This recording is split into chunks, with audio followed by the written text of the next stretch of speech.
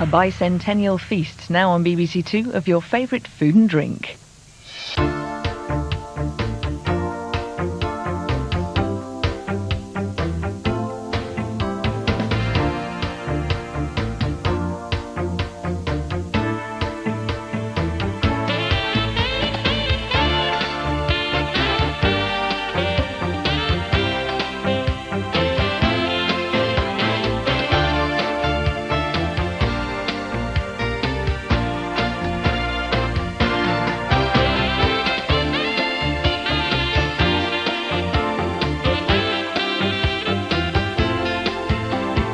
Hello, and a very special welcome to what is sadly our last programme of the current series. But happily, we've got something to celebrate too. This is our 200th programme, though you've never guessed, would you? And we don't look a day older than 199. Since we started, Gillian Oz have tasted 5,000 wines. Actually, I should think many more than that, going back as I do to 1982, and that says nothing of the teas, coffees, milks, orange juices, Caribbean love potions. But it's not Caribbean love potion today, it's wine. We're revisiting some of the wows of the last 10 years and looking at the latest incarnations in the shops of things such as wonderful Sauvignon Blanc from New Zealand, Chardonnay from Moldova. How did I miss those Caribbean love potions? Never mind, if I can concentrate, I'm talking about the new wave of reds from Chile and Spain. And we're going to show you a classic food and drink cut tonight when Sheffield lorry driver John Wilcock travelled through France with two Michelin-starred chef Raymond Blanc to cook and eat with Raymond's mother. Okay. Well, she just says that she's extremely happy to welcome you home. And I hope that you're going to enjoy her hospitality. Yeah, it's very nice meeting him all there. And in the past 10 years, man and boy, but mostly man, Michael has demonstrated more than 500 recipes. We ask you to vote by phone for your all-time favourites. And joining us here today are a few viewers who voted for the two winners. You're all going to get a chance to eat the dishes later, I promise. But before that, out of Michael's 500 recipes, what are the two most popular? Well, more than 16,000 of you voted, and Michael has the results. The savoury dishes had a close-run thing, but the winner was this salmon en croûte, which is layers of salmon, herb forcemeat, and puff pastry over the top. Wonderful dish. But I'm afraid there was no competition at all in the puddings. It was the crafty chocolate cake all the way down the course and round the corner. Well, Brenda Howarth from Manchester and Eileen Richmond from Coleraine in Northern Ireland both voted for the salmon en croûte. Brenda, would you call yourself a good cook? I don't know. I think you better ask somebody else about it. I think you're probably very modest. Eileen, you've had a go at this dish before, I believe. Yeah, I cooked it for a dinner party. And how did it go? Well, mine was a bit squat, a bit like a pregnant goldfish. Well, I don't know about a pregnant goldfish, but then there's no koi carp in this, but it is a very simple dish made with salmon and some haddock.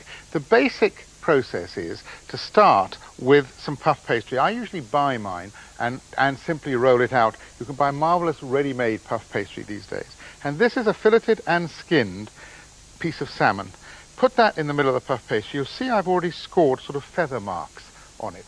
And I'm going to make the stuffing now. This is some haddock, about 12 ounces of haddock. I'm adding that to 6 ounces of white breadcrumbs. I just finished cutting it up. It's well to cube the haddock before you try doing this. And a processor really is important. Used to be done by hand in France. It took about an hour to do. But this way it's much easier. Add an egg and the juice and rind of a lemon. Good pinch of salt. A little black pepper. And some oil, sunflower oil in this case, about 3 tablespoons, but enough to make sure that the blades work, but without adding any extra cholesterol. The last thing, really, or the last two things, are some herbs. Some parsley, which you can either chop up a bit first or tear up as you put it in to make sure it mixes properly, and some of these chives. Fresh chives all the year round these days. Lovely to be able to find them in shops and supermarkets. Again, just cut them a little bit so that they blend in easily when you put them into the food processor. And then the lid goes on and this turns into what's known as a farce or a forcemeat. It doesn't matter how exact the proportions are to the size of your piece of salmon, because it makes, if you bake it separately, the most marvellous fish pâté as well. But what I'm going to do with this, though, is I'm going to use it to stuff, as it were, the salmon. Just dollop it on. It doesn't have to be in too careful or precise a pattern at this point, though it's best not on the puff pastry itself. Flatten it down so that it looks reasonably neat, because another piece of salmon's going on the top of that like this. Now, as you can see, the pattern's beginning to develop, but before I cover that with the puff pastry lattice, let me get one out and get Chris working. This is what it's going to look like when I finished. You can see the lattice work, which I'll show you how to make in just a moment.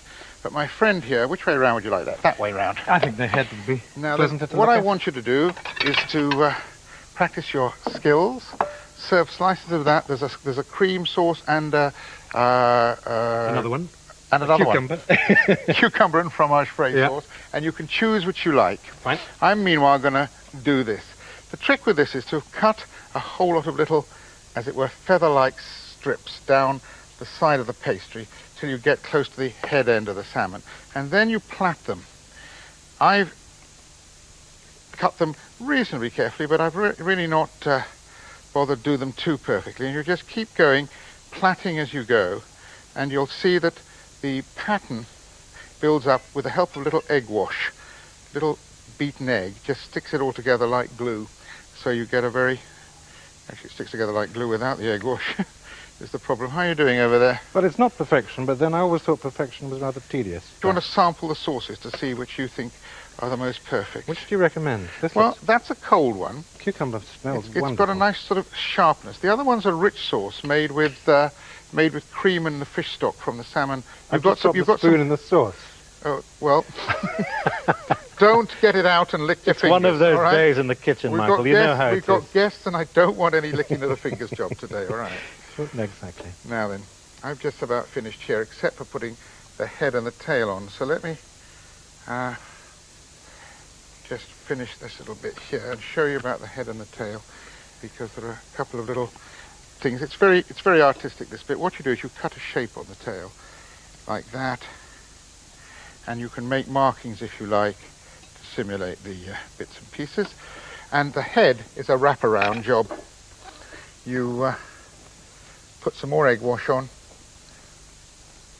and fold it all over so that the salmon has a kind of fish face shape, and then a little roll, if you'll pardon the expression, of pastry, also egg washed on, dollop the eye on, and I've got here some numbers because it's our 200th birthday. A little bit more egg wash, a 0 and another 0, and I've been using the kind of cutters you use for cookies or children's party cakes here. So here's a 2, and if I can get that the right way round, yep, there we go with the 2. There's the 200th salmon. Now that goes into the oven for about 35 to 40 minutes, 400 degrees Fahrenheit. That's 200 centigrade, 180 degrees in the fan oven. Gas mark 6, and if you've got an Aga, into the middle oven of the Aga. Let's be honest, I've made a right pig's ear of this one, but I guess don't they're very think so. understanding. Fortunately. Our At guests least I live in hope. guests are going to be kind. Serve from the right. I know Eileen, you. it tastes wonderful. It does look slightly Madame. irregular. Thank you. However, enjoy.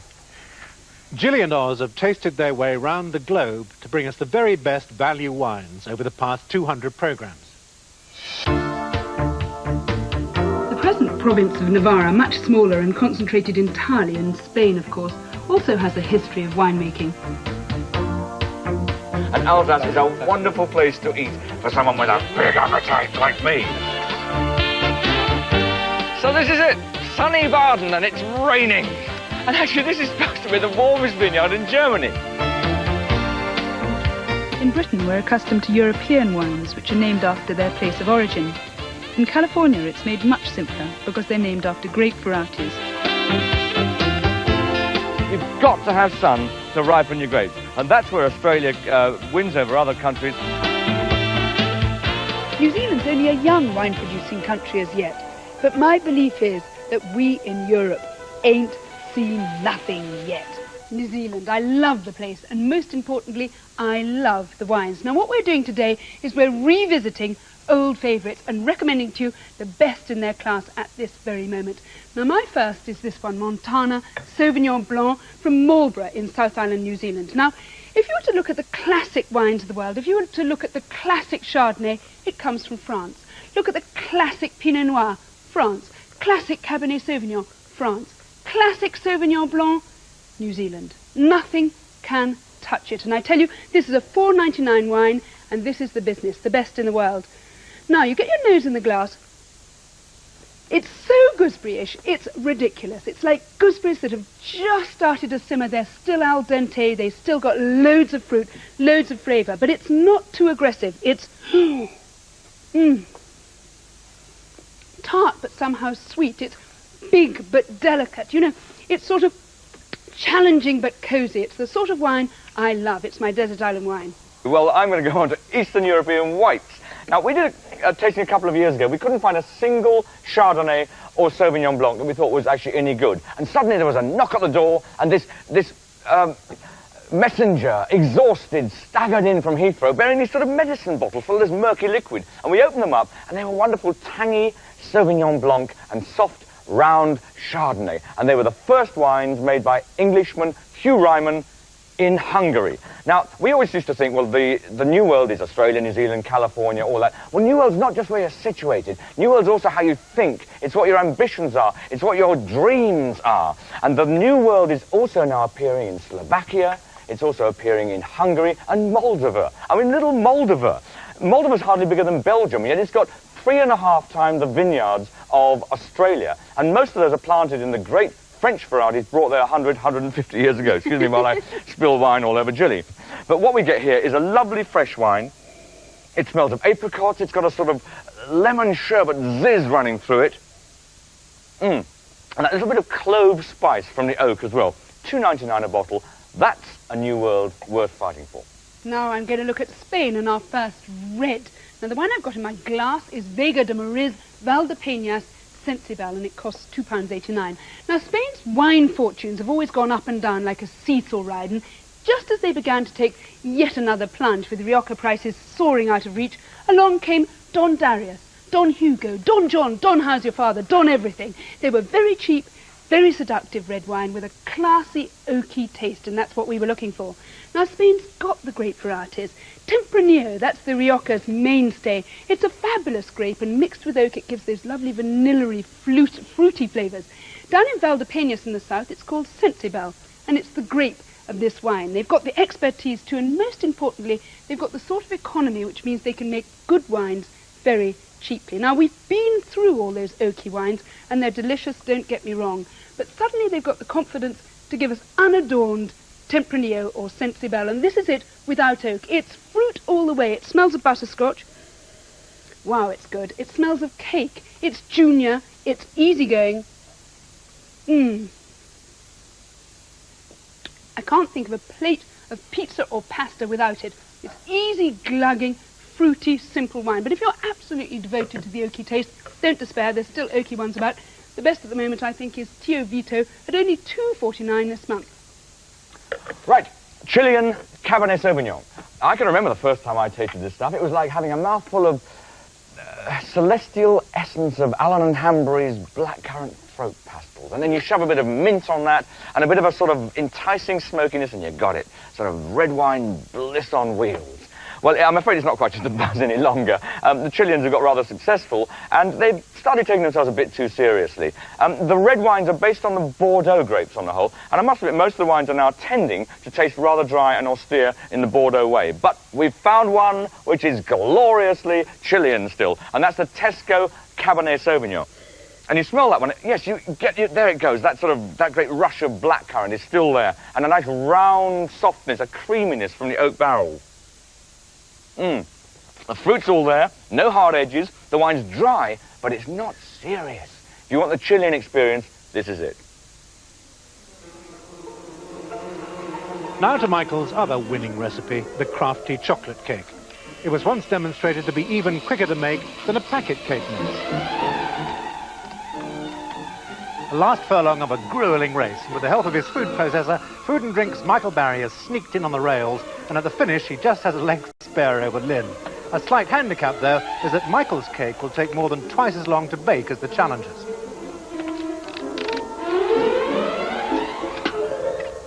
Michael was heavily into Herman's Hermits at the time. I'd like you to meet two people who now both voted for the chocolate cake. They're Paul Middleton from Rotherham and Carol Ahara from Dumfries. Paul, you do a bit of cooking yourself, don't you? Yes, I do quite a lot at home. And you're a paver as well, aren't you? Yes. A man of many, many parts. Yeah, I do patios and driveways, and I mix concrete every day, and I just wondered if it would be as easy making this cake. Carol, why did you vote for it? Well, I'm a chocoholic. I love anything chocolate.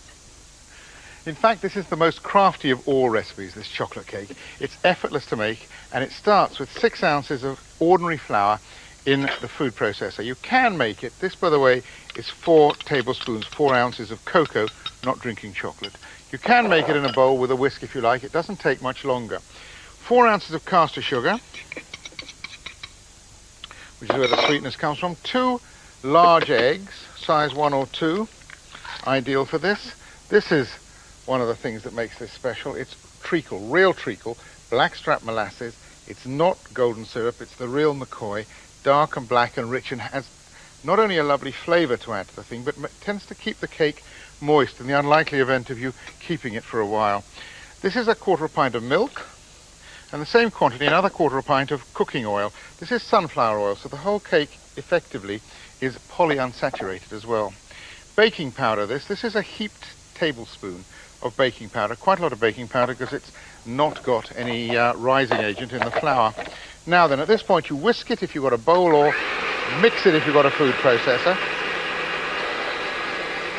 And it's a good idea, if it is a processor, to stop halfway through and just give the whole lot a little wipe down so that everything gets mixed in thoroughly. Another little zip, and it's done. What you then do is take out the blade. It's important to do that because if you forget to, when you're pouring the mixture into the cake tins, it can come out and give you a nasty cut.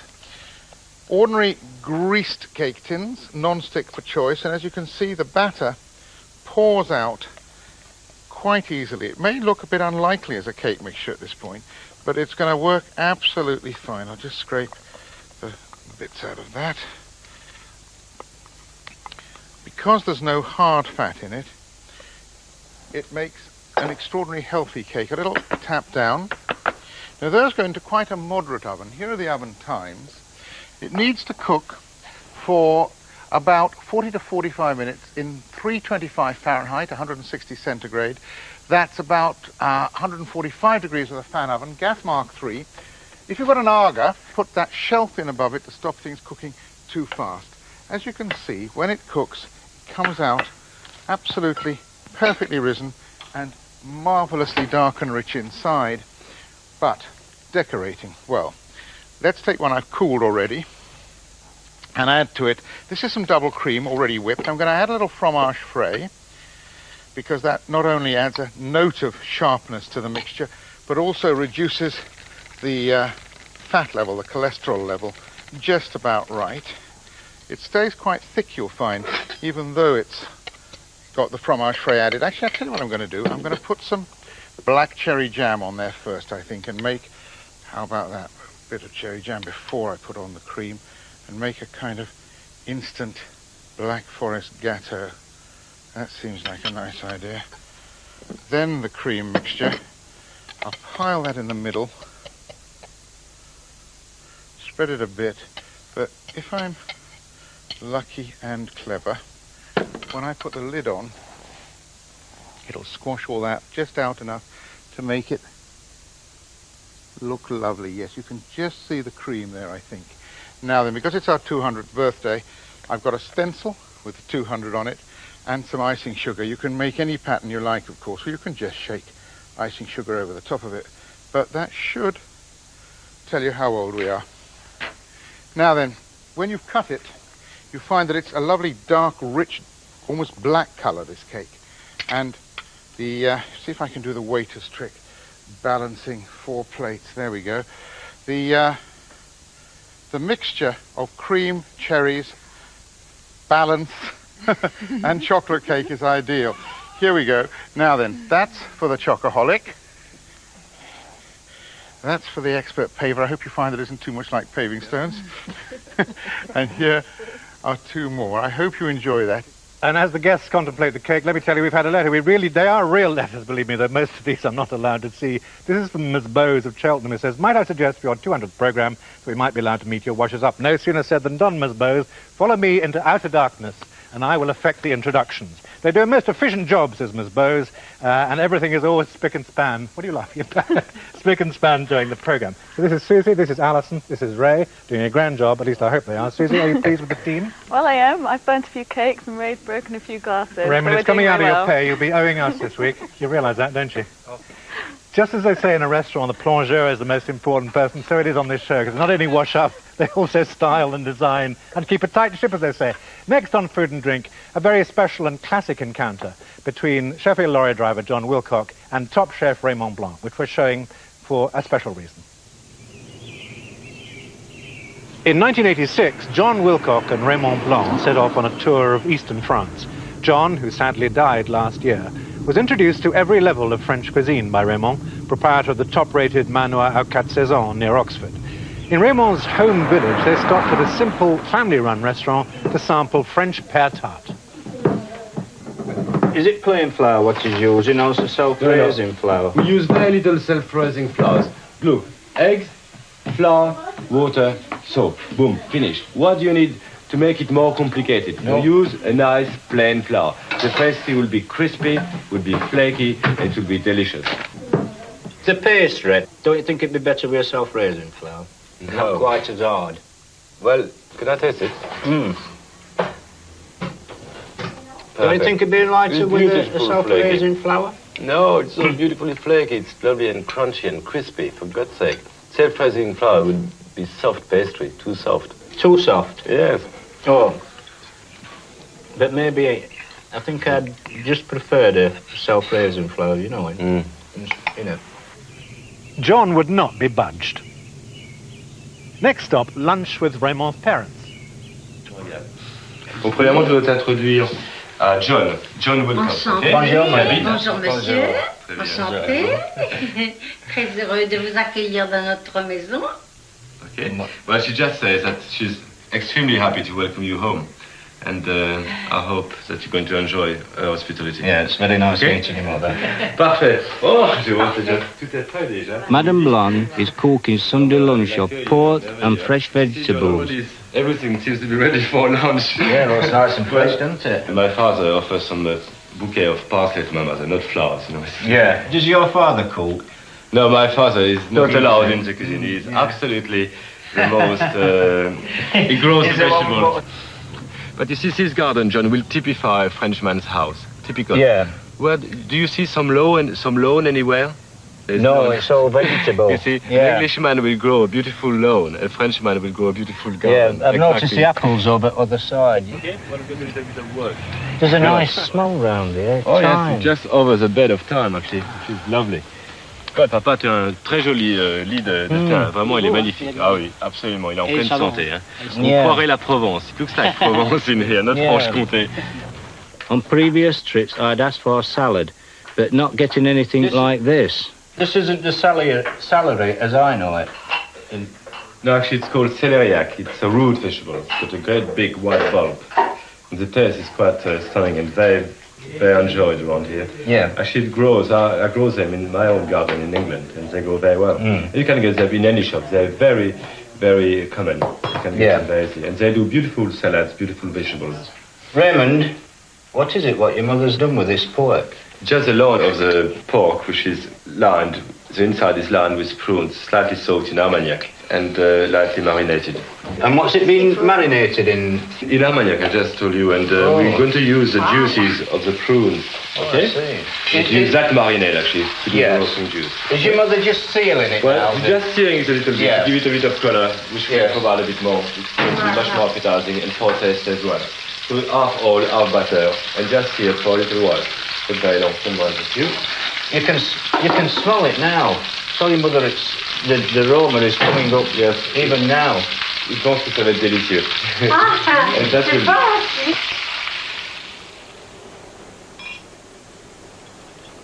How long would it take to cook? Pour cuire la cuisson, Eh bien, 2 heures, hein, quand même. 2 heures, il faut que ça soit mijoté. Oui. Dans le jus. 2 hours at a very, very slow oven. So the meat... Slow oven? That's right, very slow oven. So the meat retain its stays moist. Yes. Obviously, you don't want a hard hit, okay? So The vegetables... See, look, John, that's a small technique, which is quite interesting. Because you're just using the tomatoes, pricking them. Yes. So during the cooking, the tomato will release slowly the juices. And they will help to provide the flavor, the background of the taste. Yes. And the color of the juice as well. And these vegetables and the herbs, are they what your father's grown himself? Well, you found the small paradise of food, actually, because everything grows in the garden. Everything is grown in the garden. So look at that, how fresh it looks, how it is fresh, isn't it?